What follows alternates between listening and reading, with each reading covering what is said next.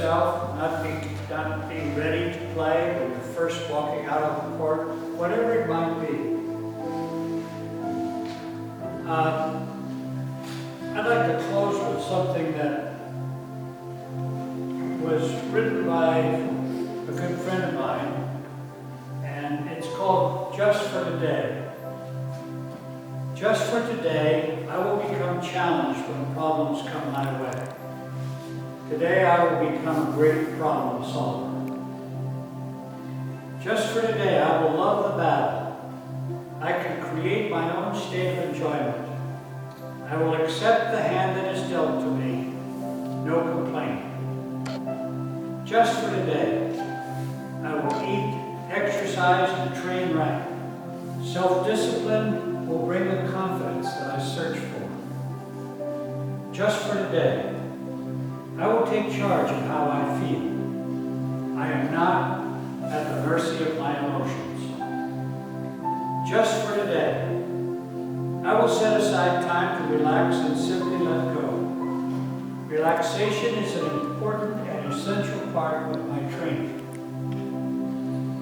Just for today, I will have a plan to follow. The plan will keep me focused and organized. Just for today, I will stop saying, if I had time. If I want time, I will take it. Just for today, I will find humor in my mistakes. When I can smile inside, I am in control. Just for today, I will do things the best I can, and I will be satisfied with what I have done. Just for today, I will do ordinary things extraordinarily well. It's the little things that make a big difference. And just for today, I choose to believe that I can make a difference and that I am in control of my world. The choice is mine. Any of you have any questions? We've covered a lot in a short period of time, and how did you feel when we were trying to relax? Were you comfortable? Any of you feel uncomfortable? Okay.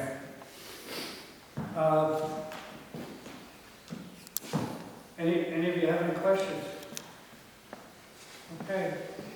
Todd? I think we'll wrap it up. It's a long time to sit. I just want to say a couple things before you. Okay. First of all, thank you. You're welcome. Thank you. As many of you know, and he spoke about this, I was lucky that he hired me to take over at Carmel. It was a good 10-year run there. But as you've been on the court with me, you've heard me tell stories about my father and things that he said to me and things that have been important to me. I also hold Fritz in that same esteem, which is high praise to him. But I put him and my father on the same level. He's been a good mentor to me and a good, just good all-around person. A couple things that you didn't read from, and I'd love to hear one of these, and I'll ask him in a second. When he was at Carmel, he bought some land up in Sparta, and that's where they live most of the year. And over 4 years, he went on the weekends and built his own house on the weekends. Camped out. Nothing was there, right? Camped out on the ground, and his stone house is beautiful. There's 2 or 3 buildings up there that he built.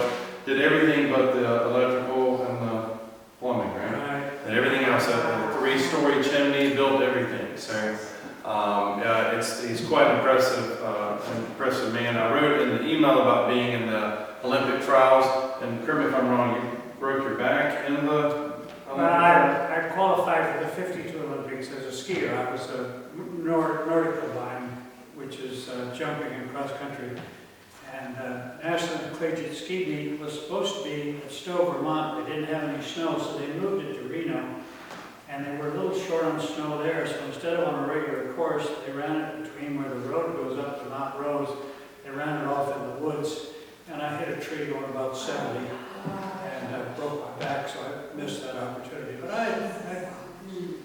it was a long time ago. Can I share your age? He'll be 84 on his next birthday, so I hope that I am with my faculties as well as Fritz. I mean, the poem, I don't know if I could have read it that well reading it, and he's doing it from memory, but... Who wrote the poem that you read in the Yeah. Excuse me? The one about the traveling, your mind. Yeah, who wrote that poem? It was written by the same individual that wrote, If You Think You're Beaten, You Are. If You Think You Dare Not, You Don't. Everybody's heard that one. Let's see if I have... I wrote it down. I didn't bring that one in with me. Do you know the name of it? Trying to think of the name. She just has all the words. You know the one I'm talking about. You know, if you think you're beaten, you are. If you think you dare not, you don't. That was, my dad was a coach. And one of the things, in fact, I started to write an article for USPTU when they were saying Master Pros need something, and the intention was to make yourself so valuable that they can't afford to let you go. And the other thing is, one of the things, I had the great fortune of my dad and John Wood were really good friends. They used to be at a coaching school at San Luis Obispo every summer. So when I left junior college, my dad was the coach at the junior college. And after being there for 2 years, I went to UCLA. And I was still in a brace at the time. And I wanted to learn how to coach basketball, so I became his manager. And one of the things I learned about great coaches is great coaches use stories and poems and anecdotes and things of that sort.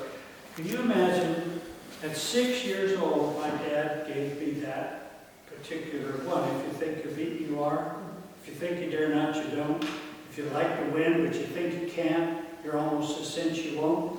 If you think you'll lose, you're lost, for out of this world you'll find success begins with a fellow's will. It's all in a state of mind. If you think you can, if you think you can't, you can. You gotta think high to rise. You gotta be sure of yourself before you ever win a prize. Life's battles don't go to the strongest and fastest man, but sooner or later the man who wins is the man who thinks he can. I carried that in my wallet for probably 15 years. I was on a scuba diving trip down in Mexico. I was sitting on the edge of the boat with my friend, and I still had my clothes on, the wallet in my pocket. He just came by and went like this and pushed me in the water. And we were good buddies. And that thing was just ragged when I pulled it out of my wallet. So I made another one, managed to give one of those to my son as well. But I used to sit in awe listening to the stories and poems. My mom